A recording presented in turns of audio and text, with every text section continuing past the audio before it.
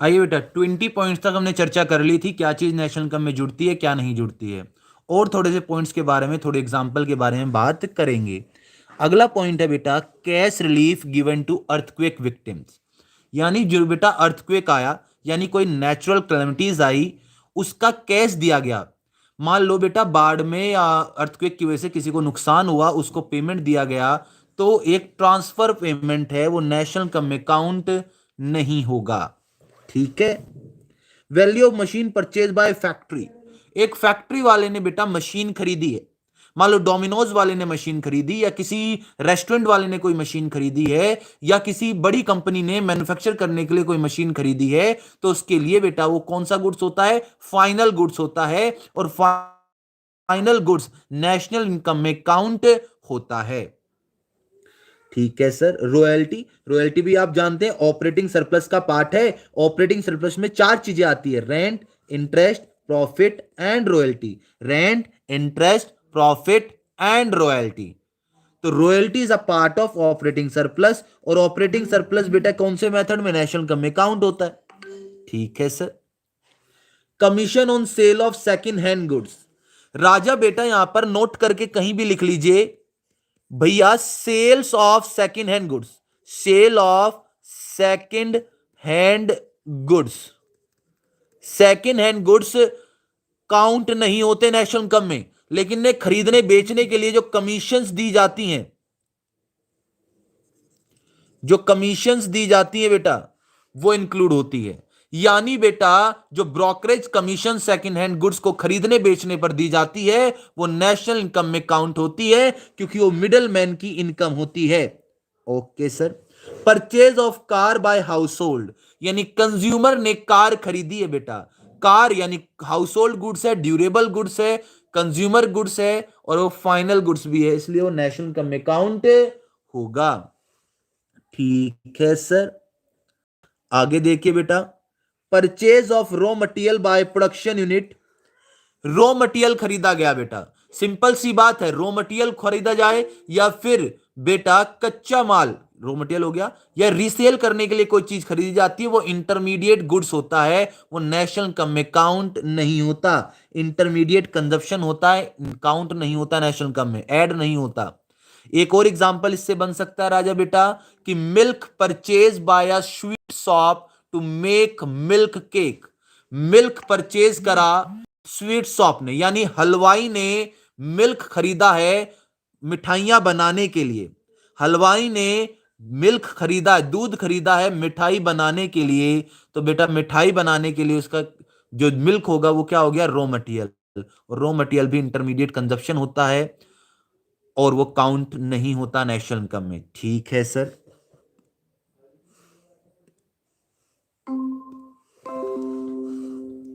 उसके बाद expenditure by the government on scholarship to students.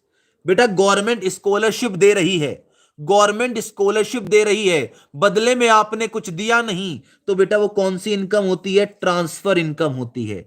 Government जो भी आपको फ्री में दे रही है, यानी expenditure by the government on scholarship, जो ट्रांसफर पेमेंट है, बदले में कुछ नहीं हो रहा, कुछ मिल नहीं रहा, तो भैया वो ट्रांसफर पेमेंट होता है, वो नेशनल इनकम में काउंट नहीं होता।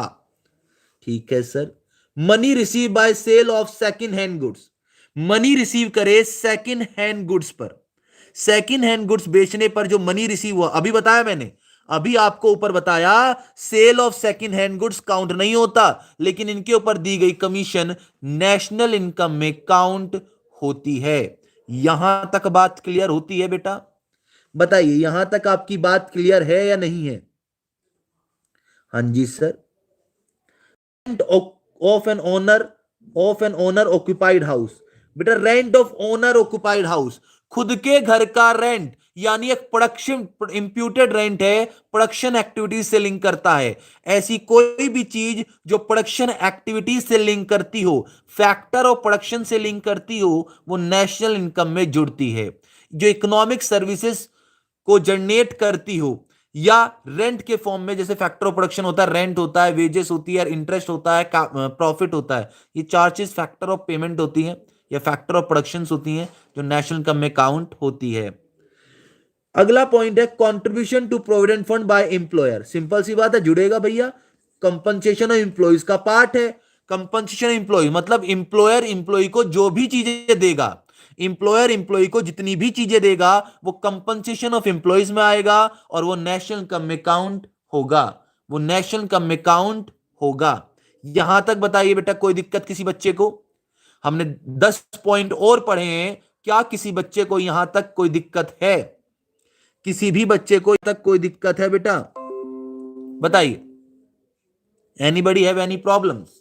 यहां पर हम चर्चा कर रहे हैं बेटा, जो पिछली क्लास में नहीं आए थे, तो थियोटिकल क्वेश्चंस नेशनल इनकम के यहां पर पूछे जा सकते हैं। थियोटिकल क्वेश्चंस यहां पर नेशनल इनकम के पूछे जा सकते हैं कि क्या चीज नेशनल इनकम में जुड़ता है, क्या चीज नेशनल इनकम में नहीं जुड़ता है। ठीक है सर। उसके बाद बेटा अगला पॉइंट है wheat grown by a farmer but use entirely by family consumption. भैया वीट ग्रो किया फार्मर ने, किसान ने गेहूं उगाया और सारा का सारा उसकी फैमिली ने खा लिया। पहली बात तो किसान ने प्रोडक्शन किया, हां जी सर किया। उसकी फैमिली ने उसका कंजप्शन किया, हां जी किया। और कंजप्शन किए गए गुड्स नेशनल इनकम में जुड़ते हैं, हां जी सर जुड़ते हैं, क्योंकि कंज्यूमर गुड्स जुड़ते हैं नेशनल इनकम में। ओके ओके, ठीक है। अगला, expenditure on construction of flyover bye the government.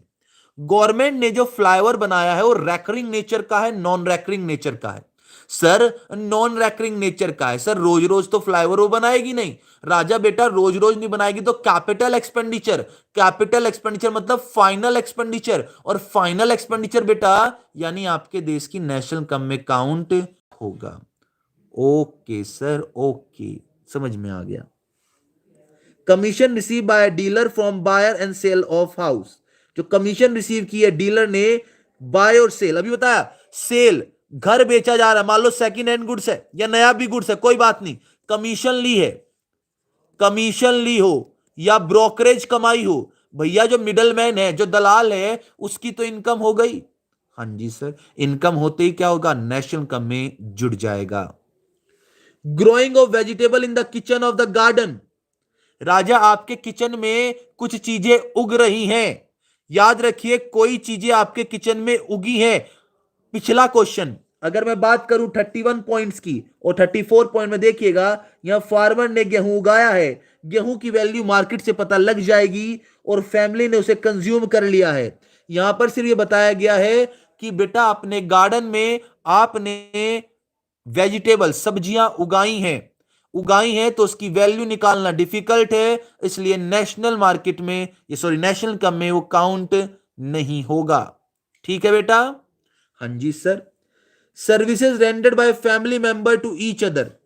एक दूसरे को सर्विसेज दे रहे हैं बेटा आप, एक दूसरे की मदद कर रहे हैं, ट्रांसफर इनकम है। मान लो बेटा मेरी बहन मुझसे मदद मांगती है या मैं अपनी बहन से मदद मांगता हूं, या मेरा काम मेरी बहन कर देती है, मैं उसका काम कर देता हूं, तो भैया पहली बात तो मॉनेटरी ट्रांसफर हुआ नहीं, मॉनेटरी ट्रांजेक्शन हुई नहीं, तो ये ट्रांसफर इनकम मानी जाएगी, क्योंकि इसकी वैल्यू निकालना भी डिफिकल्ट होता है। Okay sir. Expenditure by the government in providing free education. Government free education दे रही है, गवर्नमेंट फ्री एजुकेशन दे रही है। एक्सपेंडिचर बाय द गवर्नमेंट, कौन सा एक्सपेंडिचर हो जाएगा बेटा? Government final consumption expenditure, government final consumption expenditure. Sir sir ऊपर गवर्नमेंट क्या दे रही थी? ऊपर गवर्नमेंट क्या दे रही थी? स्कॉलरशिप दे रही थी। राजा बेटा स्कॉलरशिप फ्री में मिलती है, सर यहां भी तो फ्री एजुकेशन है। राजा बेटा एजुकेशन दे रही है लेकिन गवर्नमेंट का खर्चा है, गवर्नमेंट का खर्चा है। वहां पर क्या हुई है बेटा, आपको एजुकेशन दे दी, पैसा नहीं दिया। पहली बात तो पैसा नहीं दिया, अगर पैसा दिया होता तो ट्रांसफर मान लेता। जैसे ऊपर वाले केस में स्कॉलरशिप मिली तो मैं उसको ट्रांसफर माना, लेकिन यहां पैसा नहीं मिल रहा, यहां गुड्स और सर्विसेज। अगर आपको कोई गुड्स सर्विसेज दी जा रही है तो बेटा वो फाइनल एक्सपेंडिचर माना जाएगा गवर्नमेंट का। एक एग्जांपल लेता हूं राजा मैं छोटा सा, मैंने भिखारी को 10 रुपए दिए, मैंने भिखारी को 10 रुपए दिए राजा बेटा, वो नेशनल इनकम में नहीं जुड़ेगा। क्यों नहीं जुड़ेगा? क्योंकि मैंने पैसा ट्रांसफर किया है और वो इनकम पहली मेरे किस में जुड़ चुकी होगी? नेशनल इनकम में। लेकिन राजा बेटा भिखारी को मैंने खाना दिया, भिखारी को मैंने खाना दिया, वो नेशनल इनकम में काउंट हो जाएगा, क्योंकि खाना मैंने मार्केट से लिया होगा, उसे बनाया होगा, तब जाकर मैंने उसमें कुछ वैल्यू ऐड हुई होगी। तो दोनों चीजें गलत। गवर्नमेंट बेटा स्कॉलरशिप दे रही है तो नहीं जुड़ेगा, गवर्नमेंट आपको एजुकेशन यानी सर्विसेज दे रही है बेटा, वो जुड़ेगा। सर्विसेज प्रोडक्शन देगा तो जुड़ेगा वो। ठीक है सर। वेल्थ टैक्स, यहां पर मैं बताना चाहूंगा, टैक्स कोई भी हो जाए, चाहे डायरेक्ट टैक्स हो, चाहे राजा बेटा इनडायरेक्ट टैक्स हो, यानी जीएसटी हो, कोई भी चीज नेशनल इनकम में नहीं जुड़ती। क्योंकि बेटा टैक्स की डेफिनेशन आप लोगों ने पढ़ी हुई है कि tax is a compulsory payment by the house hold, company, firm without anything return. यानी गवर्नमेंट आपको टैक्स देना पड़ता है, बदले में गवर्नमेंट आपको कुछ नहीं देती, यानी एक तरह से उसको भी क्या माना जाता है, ट्रांसफर पेमेंट माना जाता है। टैक्स कोई भी आ जाए, आंख बंद करके बेटा नॉट इंक्लूड लिख कर आएंगे। Insurance premium paid by employ, बेटा इंश्योरेंस प्रीमियम, आप मेरे एम्प्लॉय थे राजा बेटा, आप मेरे एम्प्लॉय थे, आपके बिहाफ पर आपका इंश्योरेंस प्रीमियम मैंने पे कर दिया, तो उसे माना जाएगा कि मैंने आपको सैलरी दी है, तो उसे कंपनसेशन ऑफ एम्प्लॉयज का पार्ट मान लिया जाएगा, या प्राइवेट फाइनल कंजप्शन का पार्ट भी उसे कह सकते हैं।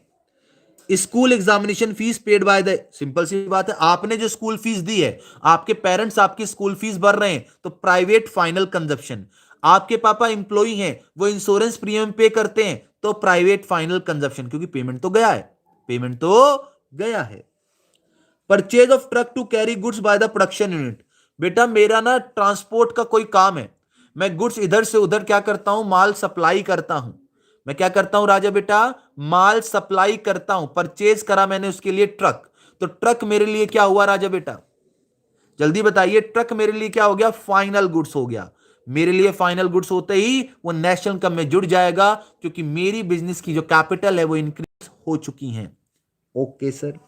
Destruction of building due to earthquake, बेटा बाढ़ आ जाती है और जो बिल्डिंग है वो डिस्ट्रॉय हो जाती है। जब बिल्डिंग डिस्ट्रॉय हो गई, कोई इनकम जनरेट हुई क्या, ना सर ना, कोई इनकम जनरेट नहीं हुई। और राजा बेटा जब इनकम जनरेट हो ही नहीं, जब इनकम जनरेट हो ही नहीं, तो वो नेशनल इनकम में कैसे काउंट हो जाएगी। तो राजा बेटा 20 पॉइंट हमने कल पढ़े थे, और कल थोड़ा सा टाइम ज्यादा इसलिए लगा क्योंकि पहली बार पढ़ रहे थे। आज 20 पॉइंट और हमने पढ़ लिए हैं, 40 पॉइंट हो गए हैं। थोड़ा सा पॉइंट और पढ़ते हैं, थोड़े पॉइंट और पढ़ते हैं बेटा। अगला पॉइंट है पेमेंट ऑफ वेल्थ टैक्स और payment of death duty. Simple सी बात है, टैक्स आ गया भैया, मैंने अभी बताया, टैक्स आते ही आंख बंद कर कर बेटा उसे ट्रांसफर पेमेंट लिख देंगे, वो नेशनल इनकम में काउंट नहीं होगा। इंटरटेनमेंट टैक्स, सिंपल सी बात है, टैक्स आ गया, फिर टैक्स भी बेटा कोई भी टैक्स हो, आंख बंद कर कर, आंख बंद कर कर, सर ये इंटरटेनमेंट टैक्स क्या होता है राजा बेटा, हर कंपनी अपने एम्प्लॉय को बहुत सारा काम करा रही है हफ्ते में, उसको माइंड को रिफ्रेश करने के लिए उसे कहती है जाओ मूवी देख कर आओ, जाओ उस जगह घूम कर आओ, तो बहुत सारी चीजें उसे प्रोवाइड करती है ताकि उसका माइंडसेट क्या हो जाए, चेंज हो जाए। तो एक टैक्स होता है इंटरटेनमेंट टैक्स। जब भी आपको इंटरटेनमेंट अलाउंस मिलेगा, बदले आपको टैक्स देना पड़ता है गवर्नमेंट को। विस्तार में पढ़ेंगे जब आप कभी छोटे छोटे कोर्स करेंगे, that is CA and CS, या बीकॉम में भी टैक्स पढ़ेंगे। तो गवर्नमेंट कोई भी टैक्स कलेक्ट करे, आपके इंटरटेनमेंट पर करे, आपके वेल्थ पर करे, पहले डेथ ड्यूटी भी होती थी, डेथ मतलब आदमी की डेथ हो जाती थी उसके ऊपर भी गवर्नमेंट टैक्स लेती थी। तो टैक्स के नाम के आते ही वो नेशनल इनकम में आप काउंट नहीं करेंगे, ठीक है। Okay sir. Salary paid to Russian working in Indian embassy in Russia, बेटा रशिया के अंदर जो इंडियन एम्बेसी है उसे डोमेस्टिक टेरिटरी का पार्ट माना जाएगा, पहली बात तो ये, और डोमेस्टिक टेरिटरी का बात माना जाएगा तो ये डोमेस्टिक इनकम में भी काउंट होगी। और बेटा कौन काम कर रहा है, रशियन काम कर रहा है, salary paid to Russian, domestic income में तो काउंट होगी, लेकिन भैया रशियन बंदा काम कर रहा है, पैसे कमा के कहां ले जाएगा, अपने देश ले जाएगा, तो net factor income, net factor income to abroad, तो फीटा हो जाएगा बेटा, पैसा विदेश में चला जाएगा। Okay sir. कैपिटल, मैंने कल भी बताया था, कैपिटल गेन नाम की कोई भी चीज आए, आंख बंद करके बेटा कैपिटल गेन, कैपिटल गेन कोई भी आ जाए आंख बंद करके लगा देना, यानी बेटा shares, gold, debentures, share, gold, share, gold, debentures, इनकी जो सेल्स परचेज होती है वो नेशनल इनकम में काउंट नहीं होती। क्लियर? ठीक है सर। पर पेमेंट ऑफ इनकम टैक्स अभी बताया, टैक्स के आते ही बेटा वो नेशनल इनकम में काउंट नहीं होगा, नहीं होगा, नहीं होगा। ठीक है सर। Harish working USA and send money to his family in India. Harish तो था, मान लो आप यूएसए में काम करते थे, यूएसए में काम करते थे तो पहली बात तो ये डोमेस्टिक इनकम में काउंट नहीं होगा। लेकिन यूएसए से आप पैसा कहां भेजते हो? अपनी फैमिली को भेजते हो, तो net factor income from abroad FIFA हो जाएगा। नेशनल इनकम में तो काउंट हो जाएगा, लेकिन राजा बेटा डोमेस्टिक इनकम में काउंट नहीं होगा, क्योंकि यूएसए में कमाया तो टेरिटरी से बाहर है, लेकिन आपने अपनी फैमिली को भेजा इंडिया में, तो इंडिया में पैसा आ गया, net factor income from abroad वो जुड़ जाएगा। Samsung uses its own new laptop in office. बेटा लैपटॉप कौन सा गुड्स हो गया? फाइनल गुड्स हो गया, और फाइनल गुड्स नेशनल इनकम में क्या होते हैं? काउंट होते हैं। Value of interest forgone on loan provided by employer to employee. Employer ने एम्प्लॉय को लोन दिया था, मालिक ने नौकर को लोन दिया था, उसके ऊपर जो ब्याज बैठ रहा था उसकी वैल्यू को उसने छोड़ दिया, उसकी वैल्यू को उसने छोड़ दिया, तो उसे काउंट, क्योंकि कमा तो लिया गया है ना बेटा, एक्रूड तो कर लिया गया है, लेकिन भले ही मिला ना हो तो माफ कर दिया, लेकिन उसे कंपनसेशन एम्प्लॉयज का पार्ट माना जाएगा। ठीक है sir. Direct purchase made abroad by government on current account. Government ने बेटा डायरेक्ट परचेज मेड अब्रोड, विदेश ने गवर्नमेंट से कुछ चीजें खरीदी, यानी हमारे देश की सरकार ने से विदेश ने कोई चीज खरीदी है, तो भैया विदेश ने कोई चीज हमारे देश से खरीदी है तो पैसा देकर जाएगा, पैसा देकर जाएगा तो नेशनल इनकम में काउंट होगा। Okay sir, okay. Earning of a part time job in McD by students. मान लो आप स्टूडेंट है, घर का खर्च चलाने के लिए, अपनी पॉकेट मनी के लिए, अपने छुटर पुटर खर्चे के लिए आप मैकडी में जॉब करते हैं। राजा बेटा मैकडी में जब जॉब कर रहे हैं तो आप इनकम कमा रहे हैं, और इनकम कमा रहे हैं तो हमारे देश की नेशनल इनकम में क्या होगा?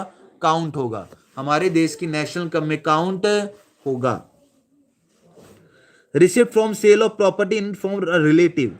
बेटा मान लो किसी की डेथ हो जाती है, डेथ, उसके नाम पे बहुत सारी प्रॉपर्टी थी, प्रॉपर्टी क्या हो रही है? ट्रांसफर हो रही है। मान लो एक्स की डेथ हो गई, एक्स की डेथ हो गई, अब एक्स की डेथ होने के बाद इसकी प्रॉपर्टी इसके रिलेटिव्स को मिल रही है। भैया प्रॉपर्टी क्या हो रही है? ट्रांसफर हो रही है। प्रॉपर्टी क्या हो रही है? ट्रांसफर हो रही है, तो वो इंक्लूड नहीं होगी, क्योंकि पहले इंक्लूड हो चुकी होगी। Entertainment allowance to an employ for entertaining business guest.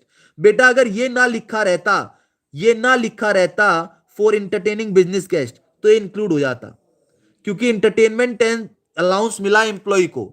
मान लो आप मेरे यहां काम करते हैं, मैंने आपको इंटरटेनमेंट अलाउंस दिया है, तो वो काउंट होगा कंपनसेशन ऑफ एम्प्लॉयज का। लेकिन राजा बेटा उस पर जो टैक्स गया है वो काउंट नहीं होगा। लेकिन यहां क्वेश्चन ही अलग किस्म का बना दिया कि भैया मालिक ने, यानी मैंने आपको अलाउंस दिया था ताकि जो बिजनेस के गेस्ट आ रहे हैं उनको आप अच्छे से खाना खिला सको, घुमा सको, तो भैया वो काउंट नहीं होगा, क्योंकि इंप्लॉय को नहीं मिला है। आपका वो खर्चा इंटरमीडिएट कंजप्शन माना जाएगा। सर समझ में नहीं आया, समझिएगा बेटा। मेरे यहां ना 10 लाख का ऑर्डर लेकर कोई गेस्ट आने वाले थे, मैंने आपको कहा कि उन गेस्ट को एंटरटेन करो और कुछ खर्चा दे दिया आपको। बेटा मैं उन गेस्ट पर खर्चा क्यों कर रहा हूं? क्योंकि उनसे मुझे ऑर्डर लेना है, तो अपने ऑर्डर को पूरा करने के लिए मैं उन पर खर्चा कर रहा हूं, तो कौन सा खर्चा है? Intermediate consumption. Okay sir. Expenditure on purchase of share of new company. नई कंपनी के आपने शेयर खरीदे, अभी बताया, शेयर खरीदे, डिबेंचर खरीदे, गोल्ड खरीदे, बॉन्ड खरीदे, वो कुछ भी नेशनल इनकम में काउंट नहीं होगा, नहीं होगा, नहीं होगा। Okay sir. Expenditure bye father on marriage of his daughter. बेटा पापा पापा अपनी बिटिया की शादी करने के लिए जो खर्चा करते हैं, पापा ने जो अपनी बिटिया की शादी करने के लिए खर्चा किया है वो नेशनल इनकम में काउंट नहीं होता। अगर यहां लिखा रहता कि खाना बना है, एक्सपेंडिचर जब भी यूज लिखा जाए तो समझ जाना बेटा पैसे की बात कर रहे हैं, और जब पैसे की बात हो तो उसे ट्रांसफर इनकम ही मानेंगे। बेटा बिटिया की शादी में पापा पैसे लगा रहे हैं, ट्रांसफर पेमेंट, बिटिया कुछ दे नहीं रही है। उसके बाद लेकिन अगर यह खाने की बात होती तो प्रोडक्टिव सर्विसेज या प्रोडक्टिव गुड्स की बात हो जाती, वो इंक्लूड हो जाता। Expenditure purchase of old house, purchase of house by tenant. मैंने कहा सेकंड हैंड गुड्स तो नहीं जुड़ते, सेकंड हैंड गुड्स नहीं जुड़ते, इनके ऊपर कमीशन तो जुड़ती है, ब्रोकरेज तो जुड़ती है। तो एक्सपेंडिचर किया गया परचेज ऑफ सेक, मैंने पुराना घर खरीदा है, वो नेशनल इनकम में काउंट नहीं होगा। Dividend receive on shares, dividend बेटा शेयर्स खरीदे हैं, बॉन्ड खरीदे हैं, डिबेंचर खरीदे हैं, गोल्ड खरीदा है, ये तो नहीं होता काउंट। लेकिन मैंने कहा डिविडेंड मिल रहा है भैया, मैंने किसी कंपनी में शेयर लगाया था, उस पर मेरे को पैसा मिल रहा है, डिविडेंड मिल रहा है, इंटरेस्ट मिल रहा है, वो काउंट होगा भाई। इंटरेस्ट सी बाय हाउस होल्ड, बैंक मेरा, बैंक में पैसा पड़ा हुआ है, तो बैंक मुझे क्या दे रहा है उसके बदले, इंटरेस्ट दे रहा है, वो मेरी इनकम है। Insurance money receive from insurance company, राजा बेटा आपने आपने इंश्योरेंस कराया था, इंश्योरेंस कंपनी को पेमेंट किया था, वो आपका प्राइवेट फाइनल कंजप्शन जोड़ लिया गया। अब बेटा कोई हादसा हो गया, इंश्योरेंस कंपनी वो पैसा लुटा रही है, तो उसको नेशनल इनकम में काउंट नहीं किया जाएगा। आपकी फैक्ट्री, आपने फैक्ट्री का इंश्योरेंस कराया था, इंश्योरेंस प्रीमियम पे कर रहे थे, तो भैया वो private consumption, private final consumption expenditure में काउंट हो रहा था। लेकिन भैया जब आग लग गई, आपकी फैक्ट्री में बर्बाद हो गई, आग लग गई, इंश्योरेंस कंपनी ने उस पैसे को दिया, तो उसे दोबारा काउंट नहीं किया जाएगा। Okay sir. Expenditure on improvement of fix capital asset, ठीक है, इंप्रूवमेंट तो जुड़ता है, लेकिन यहां लिखा रहता बेटा, अगर यहां पर लिखा रहता क्या, मेंटेनेंस, यहां लिखा रहता मेंटेनेंस, वो काउंट नहीं होता। मेंटेनेंस इंटरमीडिएट एक्सपेंडिचर होता है, इंप्रूवमेंट फाइनल। मैंने अपने घर के ऊपर एक और घर बनाया, वो जुड़ेगा। मैंने अपनी स्कूटी में इंजन बनवाया, वो जुड़ेगा। लेकिन मैंने बेटा व्हाइट वॉश कराया, वो नहीं जुड़ेगा। मेरे घर में झाड़ू पोछा लगता है, उसका खर्चा नहीं जुड़ेगा। मैंने स्कूटी की सर्विस कराई, पंचर लगवाया, वो नहीं जुड़ेगा। स्कूटी की धुलाई करे, वो नहीं जुड़ेगा। रेगुलर किए गए खर्चे नहीं जुड़ते, कभी कभी किए गए खर्चे काउंट होते हैं। Firm incurred expenditure medical treatment of employee family, simple सी बात है, आप मेरे एम्प्लॉय थे, आपकी फैमिली मेंबर्स के ट्रीटमेंट के लिए मैंने खर्चा किया, उसको कंपनसेशन ऑफ एम्प्लॉयज का पार्ट मान लिया जाएगा। चाहे मैं कैश में पैसा दूं, आपको कैश में पैसा दूं, चाहे काइंड में पैसा दूं, किसी भी तरह से वो नेशनल इनकम में काउंट होता है। ठीक है बेटा, यानी हमने टोटल 60 पॉइंट्स पढ़ लिए बेटा। कितने पॉइंट्स पढ़ लिए, टोटल मिलाकर 60 पॉइंट्स पढ़ लिए। एक बार आप भी इनको रीड आउट करिएगा बेटा। 60 पॉइंट कौन से पढ़े हैं, जो हमारे नेशनल इनकम काउंट होते हैं। कहां काउंट होते हैं बेटा, नेशनल इनकम में काउंट होते हैं। नेक्स्ट क्लास में हम चर्चा करेंगे कौन कौन सी चीज डोमेस्टिक इनकम में काउंट होती है। जरूरी नहीं है कि यही पॉइंट आए, ये कुछ एग्जाम्पल्स दिए गए हैं बेटा। ये क्या है, कुछ एग्जाम्पल। इस गलत फहमी में मत रहिएगा कि इन्हीं में से आ जाएगा। एग्जाम्पल बदल सकते हैं, एग्जाम्पल्स हैं। 60 एग्जाम्पल मैंने नेशनल इनकम के दिए हैं, 20 एग्जाम्पल मैंने डोमेस्टिक इनकम के भी दिए हैं। कुछ मैंने एग्जाम्पल बताया कि डोमेस्टिक में भी जुड़ता है, नेशनल में भी जुड़ता है। ठीक है, 60 पॉइंट को पढ़िएगा। नेक्स्ट क्लास में बेटा हम चर्चा करेंगे कि कौन कौन से गुड्स डोमेस्टिक इनकम में, या कौन कौन कुछ एग्जाम्पल पढ़ेंगे डोमेस्टिक इनकम के, जो इंक्लूड होते हैं, जो इंक्लूड नहीं होते। ठीक है बेटा, आज के लिए इतना ही करते हैं। Bye bye, take care, good night.